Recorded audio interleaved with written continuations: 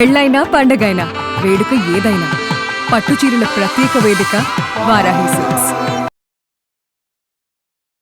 నమస్తే, welcome to Suman TV. నేను పద్మిని. ప్రస్తుతంతో పాటు ప్రముఖ ఆధ్యాత్మికవేత్త, వాస్తు జ్యోతిష పండితులు, లలిత ఉపాసకులు, వాస్తు జ్యోతిష శిక్షణ నిపుణులు బ్రహ్మశ్రీ నానాజీ పట్నాయక్ గారు మనతో పాటు ఉన్నారు. మాట్లాడదాం. సార్ నమస్తే. సార్ శ్రీమాత్రే నమః. సార్, నరేంద్ర మోదీ గారు సంచలనమైనటువంటి వ్యాఖ్యలు చేశారు అని చెప్పుకోవచ్చు హైదరాబాద్ వచ్చినప్పుడు మొన్న సండే. అయితే ఆయన ఎటువంటి పరిస్థితుల్లో 1 సంవత్సరం పాటు గోల్డ్ ని కొనకండి అని అన్నారు. దీంట్లో ఏంటి, దీని ఆంతర్యం ఏమిటి, అలాగే గోల్డ్ అనేది ఎవరి చేతుల్లో ఉంటుందో అందరికి తెలిసినటువంటి అంశమే. మరి కొనకుండా ఇప్పుడు మనం సరే ఒక 1 year అయితే కొన్నాం, దాని తర్వాత ఏంటి పరిస్థితి? మరి దీనికి సంబంధించి అస్ట్రాలజికల్ రీజనింగ్స్ కూడా ఒకసారి మనం చూసుకుంటే ఏమైనా తగ్గే పరిస్థితి ఉంటుందా గోల్డ్? ఇవన్నీ ఒకసారి చెప్పండి సార్. తప్పకుండా అండి. ఈ 1 year కూడా ఫ్లక్చువేషన్లో ఉంటుంది గోల్డ్. అంటే అలా ఇప్పుడే ఒక 10,000 పెరిగింది, మళ్ళీ ఒక 5,000 తగ్గింది, మళ్ళీ 3,000 పెరిగింది, మళ్ళీ 2,000 తగ్గింది. ఇట్లా కొంచెం ఈ ఫ్లక్చువేట్ అనేది 1 yearలో ఉంటుంది. ఈ 1 year దాటిన తర్వాత తగ్గే ఛాన్సెస్ ఉంటుంది, కొద్దిగా తగ్గే ఛాన్స్ ఉంటుంది. ఇప్పుడు చిన్న ఎగ్జాంపుల్, మనం ఇప్పుడు ఒక 1,50,000 దగ్గర కొన్నాం అనుకుందాం. భవిష్యత్తు రేపు పొద్దున్న 1,40,000 దగ్గర ఆగి అదే కొనసాగుతుంటే 10,000 పోయినట్టే కదా. అవును. బల్క్గా మరీ విపరీతంగా ఇన్వెస్ట్మెంట్ చేసేవాడికి ఇబ్బంది అది. కాబట్టి బాగా డబ్బులు ఉన్నాయి, సొంత డబ్బులు ఉన్నాయి, నేనేమి లోన్స్ తీసుకొచ్చి పెట్టట్లేదు అనుకునే వాళ్ళు, డైలీ ట్రేడ్ చేసేవాళ్ళు, దాని మీద అనుభవం ఉన్నటువంటి వారికి మంచిదే, దానికి ఏం ప్రాబ్లం లేదు. కానీ యాజ్ పర్ ఆస్ట్రాలజికల్ అనాలిసిస్ పరంగా కూడా రాబోయే 1 year ఈ ఫ్లక్చువేషన్స్ అయితే ఉంటాయి. మేబీ అతనికి ఎవరైనా చెప్పుకుంటారు, లేదా ఇంకోటి జరిగి ఉండొచ్చు. ఏంటంటే మనకి విదేశీయులు చేసే ఒక కుట్ర కూడా ఉంది ఇందులో.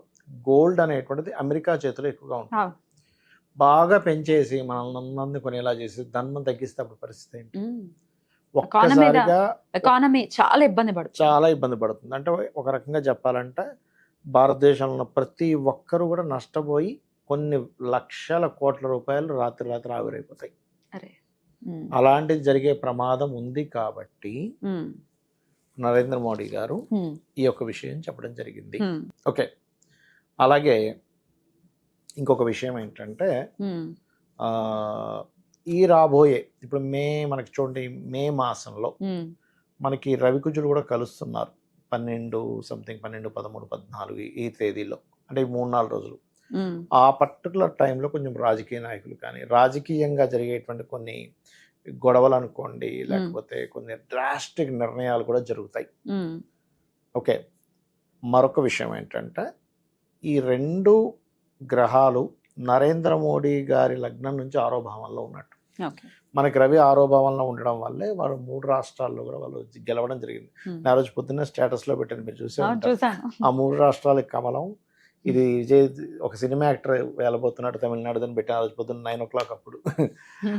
సో ఇదేంటంటే ఇతనికి విజయం రావడానికి కూడా వృశ్చిక లగ్నమై పోటీ స్థానాన్ని 6వ భావంగా చెప్తారు. అక్కడ రవి వచ్చాడు, అప్పుడు విజయం వచ్చింది. అందుకే విజయం వచ్చింది. యాక్చువల్లీ నేను ఆ పాయింట్ ఆఫ్ వ్యూలో పెట్టడం జరిగింది దాని మీద. అండ్ అలాగే మరొక విషయం ఏంటంటే ఈ గోల్డ్ సంబంధించినటువంటి విషయంలో ఎవరికైనా కూడా వాళ్ళ పర్సనల్ చార్ట్ మెయిన్గా చూసుకోవాలండి. వాళ్ళకి గనక గురు మహర్దశ నడుస్తూ గురువు మంచి పొజిషన్లో ఉన్నాడు, రవి మంచి పొజిషన్లో ఉన్నాడు, గోల్డ్ మీద ఇన్వెస్ట్మెంట్ చేయడం వల్లే వాళ్ళు గొప్ప స్టేజ్కి వెళ్తారు. అందులో ఎటువంటి సందేహం లేదు. అలా కాకుండా గురువు రవి ఇద్దరూ పాడైపోయారు, నష్టపోయే మహాదశలు నడుస్తున్నాయి, అంటే 12th house రిజల్ట్స్ వస్తున్నాయి. అప్పుడు జరిగేది ఏమిటి అంటే వాళ్ళు పాపం అందులో పెట్టి ఒక 150 నుంచి 160కి వెళ్తుంది పెట్టగానే అది 150కో 140కో వచ్చి కూర్చుంటుంది, లబోదిబో అనుకోవడం జరుగుతుంది. అందుకని పొరపాటును కూడా అప్పులు చేసి మాత్రం రాబోయే 1 year వరకు గోల్డ్ మీద ఇన్వెస్ట్మెంట్ చేయడం అంత శ్రేయస్కరం కాదు. లేదు మీకు అనుభవం ఉంది, షేర్ మార్కెట్ మీద అనుభవం ఉంది, డైలీ ట్రేడ్ మీద అనుభవం ఉంది, మీకు సొంత డబ్బులు ఉన్నాయి, బాగా తగ్గినప్పుడు కొనుక్కుంటున్నానంటే పెరిగాక అమ్ముకుంటాను, జాతకంలో కూడా రవి గురువులు చాలా బాగున్నారు, ఏమీ ఇబ్బంది పడాల్సిన పని లేదు. ఇది మెయిన్ కారణం. అయితే ఇక్కడ ఏంటంటే ఎప్పుడు కూడా గోల్డ్ కావచ్చు, సిల్వర్ కావచ్చు, ల్యాండ్స్ కావచ్చు, ఇవన్నీ కూడా ఇన్వెస్ట్మెంట్ చేసేటప్పుడు ఇంటి యజమాని ఎవరైతే మెయిన్ పర్సన్ ఉంటారో ఒక పురుషుడు, అతని జాతకము, వాళ్ళ భార్య అండ్ పిల్లలు, ఈ 4 జాతకాలు తీసుకొని ఎవరి పేరు మీద ల్యాండ్ తీసుకుంటే బాగుంది, ఎవరి పేరు మీద గోల్డ్ తీసుకుంటే బాగుంటుంది, ఎవరి పేరు మీద సిల్వర్ తీసుకుంటే బాగుంటుందని చూసుకోవాలి. ఇప్పుడు కుజుడు చాలా బాగున్నాడు, 4th హౌస్ మంచి ధనయోగాలు పట్టుంది, నలుగురిలో 2 పిల్లలు ఉన్నారు, అమ్మాయి అబ్బాయి 2 పిల్లలు, నలుగురిలో ఎవరు బాగుంది వాళ్ళ పేరు మీద కొంటే అది నిలబడుతుంది. ఓకే. ఇప్పుడు చాలా మంది చూడండి గోల్డ్ తాకట్టు పెట్టేస్తున్నాం అంటూ ఉంటారు, అవును. తాకట్లో ఉందండి ఇప్పుడు బయటకు వస్తున్నట్టు. బికాజ్ ఆఫ్ వాళ్ళ పర్సనల్ చార్ట్స్లో గురువు కానీ రవి కానీ సరైన పొజిషన్స్లో ఉండరు. అమ్మే యోగం నడుస్తుంటుంది, రుణయోగం నడుస్తూ ఉంటుంది.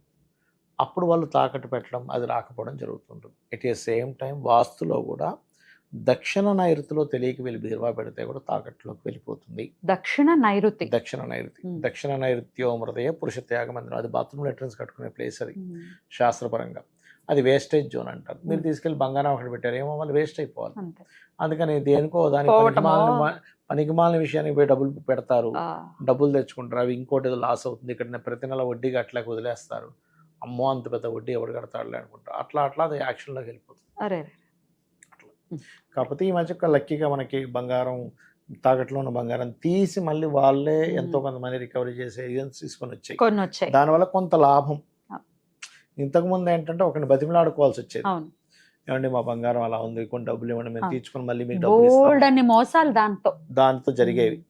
కానీ ఇప్పుడు కొన్ని సంస్థలు రావడం వల్ల వాళ్ళకి రూపాయి ఉంటుంది, వీళ్ళకి మొత్తం పోకుండా ఎంతో కొంత డబ్బులు వస్తాయి. అట్లా అద్భుతం సార్. మొత్తానికైతే 1 సంవత్సరం పాటు మోదీ గారు చెప్పినట్టుగా దాని జోలికి వెళ్లకుండా ఉంటేనే బెటర్ అంటున్నారు. 100% కరెక్ట్. బాగా డబ్బులు ఉన్నాయి, లక్షల్లో కోట్లలో జేబులో డబ్బులు ఉన్నాయని కొనుక్కోడు తప్పే, కానీ అప్పు చేసి కొనొద్దు. మోడీ గారు చెప్పే దానికి నేను ఇచ్చే క్లారిఫికేషన్ ఏంటంటే, అప్పు చేసి రేపటికల్లా పెరిగిపోతుంది కదా ఈ రోజు కొనేసి రేపటికి పెరగట్లేదు తగ్గిందని మళ్ళీ అమ్మేసి మళ్ళీ కంగారు పడి అయ్యో ఏదో ఈ అప్పు చేసుకుంటే నాకు ఏదో డబ్బులు వస్తాయి అనుకుంటే ఇలా జరిగింది గందరగోళంలోకి వెళ్ళొద్దు. ఎందుకంటే గురువు అతిచారము అంటారు. గురువు ఎప్పుడైతే మనకి మిథునంలో ఉన్న గురువు జూన్ 2 నుంచి కర్కాటకంలోకి వస్తున్నాడు, మళ్ళీ నవంబర్కి సింహంలోకి వెళ్తున్నాడు. ఒక్క 45 డేస్ అక్కడ ఉండి కేతుతో కలిసి వక్రించి 25 డేస్ కేతుతో కలిసి ఉంటాడు, వక్రించి మళ్ళీ కర్కాటకంలోకి వస్తున్నాడు. ఇలా అతిచారాలు జరిగేటప్పుడు జరిగే పరిణామాలు ఏమిటంటే, ఒకటి దీని మూలంగా మైగ్రేషన్స్, అంటే కొన్ని వేల లక్షల మంది ఒక దేశం నుంచి ఇంకో దేశంలోకి మారిపోతారు. అది ఏదైనా కారణం కానివ్వండి, ఖచ్చితంగా మారుతారు. రెండవది గోల్డ్ రేటు విపరీతమైన ఫ్లక్చువేషన్స్ గురవుతుంది, గోల్డ్ సిల్వర్ లాంటివి విపరీతంగా. అది మీకు తెలుసు, దాని గురించి ఒక అవగాహన ఉంది, ఖచ్చితంగా దాన్ని ట్రేడ్ చేసుకుని డబ్బు చేసుకుంటారు, సొంత డబ్బు ఉంటే. అప్పులు చేస్తే మాత్రం ఇబ్బంది పడతారు. మూడవది ఈ గురువు అక్కడికి వెళ్తున్నందుకు, కర్కాటకంలోకి వెళ్తున్నందుకు నీటి ద్వారా వచ్చే వైరస్లు వస్తాయి. పెద్ద వైరస్ రానుంది, దానివల్ల చాలా నష్టం జరగనుంది. కాబట్టి ఇవి దీని గురించి ఇంకో వీడియో చేద్దాం మనకు కావాలంటే, బట్ దిస్ ఇస్ ద కారణం. సో ఎవరికైనా కానీ గోల్డ్ అంటే ప్రతి ఒక్కరి సెంటిమెంట్ అండి. ఒక పురుషుడికి వాళ్ళ భార్య 4 నగలు వేసుకోవాలని ఉంటుంది, ఒక తల్లిదండ్రులకి పిల్లలకి మంచి నగలు కొని పెట్టాలని ఉంటుంది పెళ్లికి. అది నిలబడాలంటే ఒక మంత్రం ఉంది. అద్భుతం చెప్పండి. తారాదేవిని బీజాక్షరం లేకుండా చెప్పొచ్చు, ఇది సభాముఖంగా చెప్పొచ్చు. తారే తుతారే తోరే స్వాహ. ఇది చేయమనండి, గోల్డ్ ఎందుకు నిలబడదు నేను చెప్తాను. తారే తుతారే తోరే స్వాహ. తారాదేవి గోల్డ్ ఎందుకు నిలబడదో చెప్తాను అని చెప్పి ఛాలెంజ్ చేస్తున్నారు. అద్భుతం సార్. అమ్మవారికి ఉన్నటువంటి మహిమ శక్తి అలాంటిది. అది ఎనర్జీ. ఖచ్చితంగా రోజు వెళ్ళి నువ్వు డంబుల్స్ ఎత్తుతున్నావు, ఎందుకు స్ట్రాంగ్ అవ్వదు నీ బాడీ? అవుతుంది అంతే. అది కాదు అని అంటే అది నీకు లాజిక్ అక్కడ లేదు. ఎందుకు కాదు? ఫస్ట్ అవుతుంది. ఒక శ్లోకం రావాలి, నువ్వు 10 సార్లు 20 సార్లు చదువు, ఎందుకు రాదు? నీ మైండ్ లోకి వెళ్ళిపోతుంది. శ్లోకం ఇక్కడే ఉంది కదా అంటే అది మైండ్ లోకి వెళ్ళింది. అసలు అన్ని కనపడాల్సిన అవసరం లేదు. కనపడకుండానే మనల్ని బ్రతికిస్తుంది గాలి.